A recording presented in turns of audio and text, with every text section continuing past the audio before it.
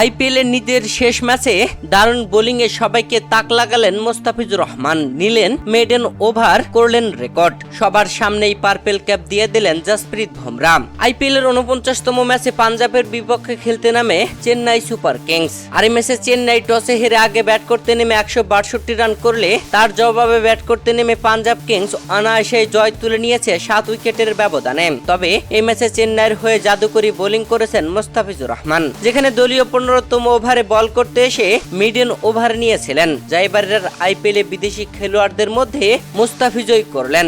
Record গড়া মোস্তাফিজুর রহমান এই ইনিংসে মোটে 4 ওভার বল করে মাত্র 22 রান খরচা করেন। এবারের আইপিএলে মোটে 9টি ম্যাচ খেলেছেন মোস্তাফিজুর রহমান। 9 ম্যাচে 14 উইকেট নিয়ে পার্পেল ক্যাপ প্রতিযোগিতার প্রথম স্থানে আছেন মোস্তাফিজুর রহমান। তার সাথে জাসপ্রীত বুমরাহ ও হর্ষাল প্যাটেলও রয়েছে।